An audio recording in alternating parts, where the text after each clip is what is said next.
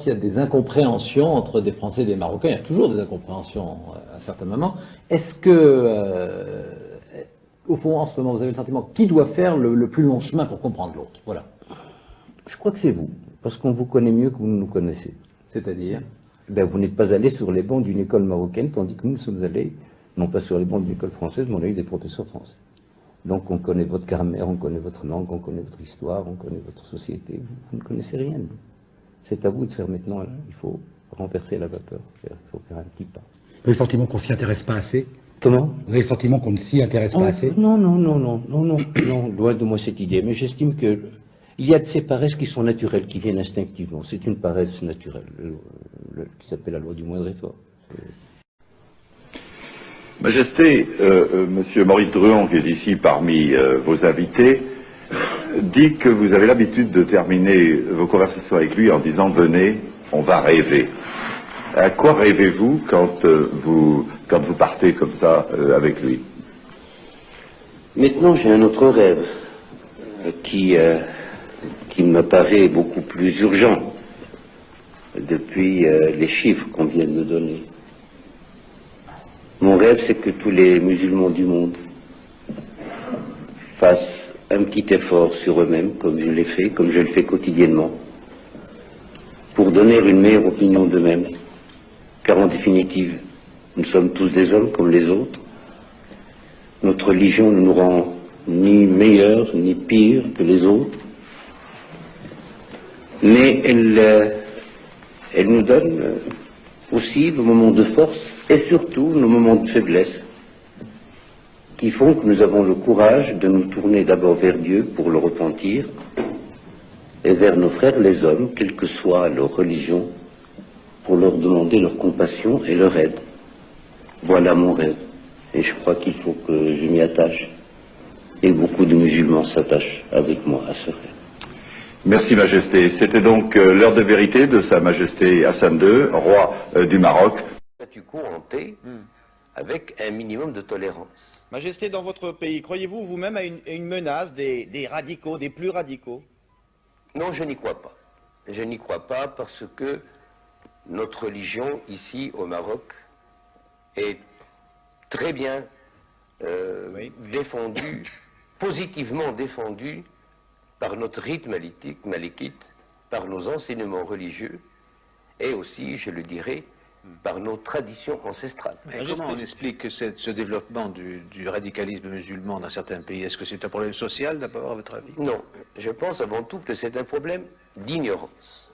Il ne faut pas oublier que le Coran et les hadiths du prophète sont en arabe. Les musulmans, tous les musulmans du monde ne parlent pas l'arabe. La plupart ne savent même pas ce qu'est l'arabe. Ils ont donc recours à des théologiens ou à des professeurs pour leur expliquer tel ou tel verset du Coran ou tel hadith du prophète. Et de ce fait, de soi-même, s'est créé une sorte de clergé qui détenait la vérité et qui détient toujours le fait de dire la loi ou d'interpréter la loi. Vous parlez pour les Iraniens? Pas seulement pour les Iraniens, pour les Africains, pour les Asiatiques. Bien, Majesté, dernière... Serait-il possible de rencontrer et d'interviewer les officiers rebelles actuellement arrêtés? Je dois vous répondre que, en principe, ces officiers auraient dû être passés immédiatement par les armes. Et je crains que vous n'ayez pas le temps de le faire, car je crains que demain soir, à cette heure-ci, ils ne soient exécutés après qu'ils nous aient donné les renseignements nécessaires. On a parlé de complot libyen. Interrogé à ce sujet hier soir sur notre antenne, vous avez à chaud répondu « La Libye, je m'en fous royalement ». Maintenez-vous maintenant que tout est fini, cette appréciation, et pourquoi? Je la maintiens encore plus royalement du fait que je suis encore plus roi aujourd'hui qu'hier.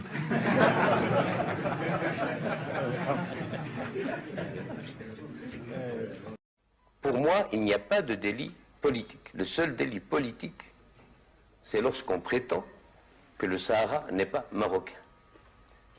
Que les non-marocains puissent le prétendre, de bonne ou de mauvaise foi, ceci m'est complètement égal. Mais allez demander aux Français de la Première Guerre mondiale s'ils pensaient que l'Alsace-Lorraine n'était pas française. Eh bien, c'est la même chose. Je suis là pour défendre l'intégrité territoriale de mon pays.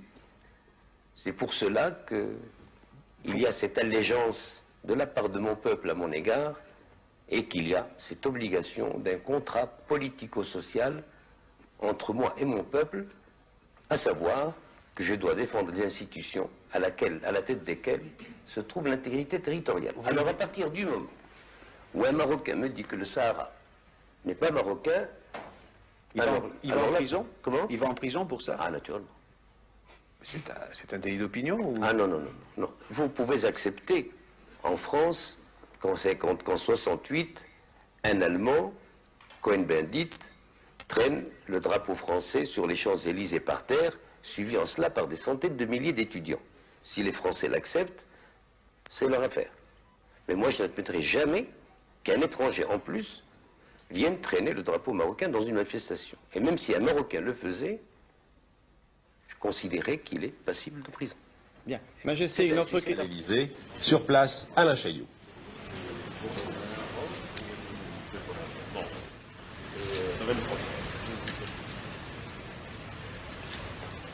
Majesté, nous pouvons savoir quel a été le thème des entretiens que vous avez eu à deux reprises avec le président de la République française? Les entretiens concernant les problèmes bilatéraux, les problèmes régionaux, naturellement les problèmes qui peuvent intéresser autant la France que le Maroc sans que ces deux pays ne soient directement concernés.